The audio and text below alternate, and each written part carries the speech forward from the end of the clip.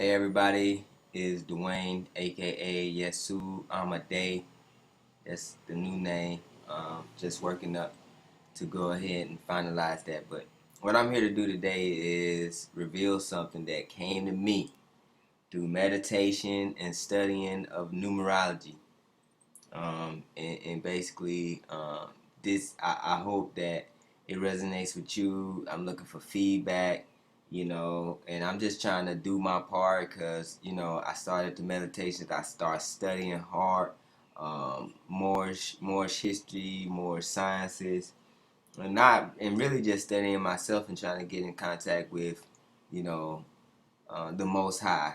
In this revelation, I came to see that, one of my jobs is to tell the truth that come to me. So that's what I've been doing, whether it's health, whether it's got something to do with religion or politics. I'm just giving it how it comes. So today we're gonna be talking about uh, the beast, the Antichrist, the 666. A lot of people are scared to talk about that. And I'm not, because it's been given to me and I was neglecting it at first, but it kept coming to me. So I'm going to stop neglecting my duties and do this video regardless of what people going to think and regardless of what people going to say, because I know I'm going to get it. All right. But now we moving on. So I got this verse up, Revelations 13 verses 18. Different translations, because the different translations can confuse the people, but we got it right here, New International Version. This calls for wisdom. Let the person who has insight calculate the number of the beast, for it is the number of a man. That number is 666. If we go into the King James translation here, we're going to see that King James here is wisdom. Let him that hath understanding count the number of the beast, for it is the number of a man, and his number is 666. Alright, and what I did was I had this book here. It's called, if you can see, it's called Women's Dictionary of Symbols and Sacred Objects. I mean, they talk about almost everything under the sun, literally. But it had an excerpt in here, and I wanted to read this. It's talk about the number of the beast right here. So I'm going to read it to you. There it goes, 666. It says, 666 is called the number of the beast in Revelations 13:18, where it is a numerological conundrum. It is also the number of a man. Christian authorities long assumed that the man must be the Antichrist, that man must be Antichrist. So this beast was identified throughout the centuries with many whom the church disliked for one reason or another. It got on here Attila the Hun, Genghis Khan, Saladin, Frederick the Great, Napoleon, Hitler, always playing number games with the letters of each of the name to add up to 666. As a result of constant associating with the powers of evil, 666 became regarded as the devil number. Try to speed it up here. Delighted in his self-imposed title, the Great Beast. They talking about Antichrist. Thought himself a very devilish fellow. Delighted in his self-imposed title of the Great Beast, and put the number 666 on his personal sigil. Even today, 666 invokes superstition, blah, blah, blah. The other mention of 666 in the Bible is the mystic number of Solomon's golden talents, apparently coming to him by way of his alliance with the Queen of Sheba. The beast was once a hermaphroditic beast with two backs, that is, sexual union, in the religion of triple Aphrodite, to whom the number 6 was sacred. The sexual connotation of 6 made church fathers declare it the number of sin. Okay? And so who that's one thing I'm going to read from there. But who we talk about today? I pulled this up for you because I wanted to show you something. Today we talking about this person here. Jorge Mario Bergoglio. Almost sound like Google. But if you rearrange the numbers, you can get that out of it. But we're not going there. We talking about this person who is none other than Pope Francis. Pope Francis, born December 17, 1936. right around the time Christ was supposed to be born. Ain't that something? So basically, I went ahead and did, and due to time constraints, this is probably gonna have to be a 2-part video. So I went ahead and did his numerology chart. All right. But before I go there, I'm gonna show you where I did some charts, some numerology myself before we even get into this. All right, you can see here, if you know anything about numerology, it has to do with your name and your birth date. What I did here was I decoded his name into numbers, and you can do that by looking up a numerological chart that'll help you do that. Each letter resonates with a number. Okay, so what I did here was I added up all the numbers in his name, and what did I get? 3. Now I broke since I got 3, I broke his name down into 3 parts, and I actually added them up. His first name equal 28, second name equal 29, last name equal 554, and I added those up individually, got 3. That's the first 6. Okay. Now we looking for 666. Now I continued down this trend and went to the second line.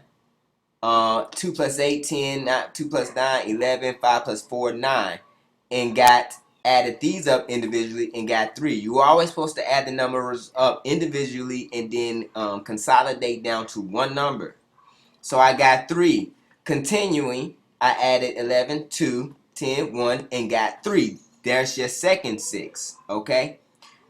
So, like I said, when I added all his numbers up, what I originally got was here 1, 1, 1, which is numbers of slots for number to fit in. 1, 1, 1 is what I got when I added all his numbers up, and together that equaled 3, which we got here. Now, in numerology, it's also important to note the first vowel in the person's name. Okay, this is important. And we see the first vowel in his name is 6. Then once you realize, once you look at what the first vowel is, you're supposed to go through and calculate how many times they got that vowel in their name. And the more times they got that vowel, the more powerful that number is. So we see here that his first vowel is a 0, which is a 6. Okay? And we look, he got 1, 2, 3, 4. His last vowel is a 6. His first and his last vowels are 6. Now he got 4, and even we added those up. 6 plus 6 plus 6 plus 6 is 24. 2 plus 6 is 6. Okay? Then we move away from his name, and we go into his birth date. And we find here, I added all of the numbers up. 1 plus 2 plus 1 plus 7 plus 1 plus 9 plus 3 plus 6 is 3. And then I continue in this format here.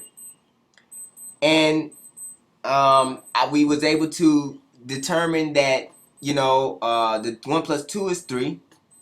So that's a single number. 1 plus 7 is 8. And then 1 plus 9 plus 3 plus 6 is 10. Now, if I add it up here, 3 plus 8 plus 1, that gets you 12, which is 1 plus 2 is 3. It still gets you 3.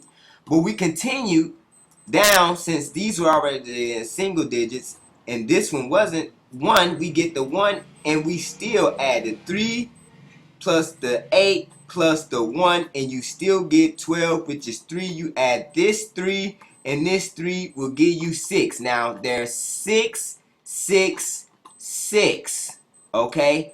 Even the first vowel is 6, and he has 4 6s, which give you 24, which still equals 6. Okay? It's saying that, let he who has, let's go back to it. Let he who has understanding. This calls for wisdom. Let one who has understanding calculate the number of the beast. You do that through numerology. Okay? So, we got into I went and did his numerological chart. And what we see here is the same thing. Okay? This is important. I'm telling you. I'm going to bring my chart up on the side of it. And we're going to try, look at this together. Because I told you, like, if you don't know numerology, you're not going to know to add these sixes up, because these sixes are basically out of place. But if you notice, once you do the math and leave no 3 unturned, you get your 6, 6, 6. Now, it say right here, the life path number is 3. Okay? You can read this stuff. But, I mean, your life path will allow you to be creative and comfortable with yourself. You will approach life with a bottomless well of optimism. Okay? We're not really dealing with that. We get into the meaning of this. Because we go down here, we're going to see something. This is an important number here. This is your maturity number in astrology. Your maturity number, you get it by adding your life path number and your destiny number. Go look it up. This is numerology. You get the maturity number by adding the life path and the destiny. And once again, his maturity number is 6. Now look what the maturity number represents. Your maturity number reveals the person you will come to be, your true self. Now listen, throughout your life, you will be concerned with the welfare of others. They're gonna be concerned with the welfare. You will make your home the focus of your life and will fill your world with as much beauty as possible. In your later years, you will find yourself surrounded by friends and family. This will ensure your joy and contentment. Now, this is just some basic things here, which this chart don't really approach it from the idea that we're talking about the beast, the Antichrist. So if you really sum this up, you can see some of these things. But what I also noted was, as he has a soul number 8, as above, so below. He has the soul number of 8, the infinity. Now look, this is a free numerology chart. He has a soul number 8. What it say right here? Your soul number describes your deepest desires and dreams and the person you truly want to be. Your inner desire is to lead, to take control of the world around you. You get it? Since your talents lend themselves to this desire, it is very likely your desires will be fully satisfied. Okay? So, I mean, it's all in his chart, yo. And if you just look at it, you'll see. You'll see. Now, I wrote some notes down to help remember just some things to point out to y'all. I just want to tell y'all, 1, he was born in December 17th, which makes him a Sagittarius. Okay? A Sagittarius. What is a Sagittarius? A half man, half beast. And I read and went and looked up in this. I'm running low on time, so I'm going to try to speed this up and do it in one video. Sagittarius, a half man, half beast. Listen to this. From that same book again. India, the constellation of Sagittarius was Donna's, the bow. I'm going to skip around because I don't have that much time, but it say, who used to rule the horse-riding Amazonia, Centaurus of the Black Sea. It was associated with the matriarchal god, the oldest matriarchal shrines. It say the goddess warriors used to call themselves her hunt dogs. But really what I'm getting into is this. Like the divine hunter, the people astrologically connected with the starry archer Sagittarius are said to aim high, to achieve and to take pride in their achievements, sometimes to the point of unseemly vanity. Sagittarius are supposed to be clever and quick, full of energy, independent, and sometimes combative. They love the arts of sciences. In the Middle Ages, such love was believed to include the so-called black arts, because Sagittarius was associated with the archer wizards. They seem to have been rustic hunters who still worship Diana in the depths of the forest and practice a kind of demonic zen, as the source of their skill. Part of their initiatory magic was to send 3 shots in succession at a roadside crucifix. Churchmen complained that many crucifixes were damaged by this habit. Now, look, I'm showing you where it's at. Time running out. I'm going to have to come up with a part 2, but it's going to be quick. All right? So, bear with me.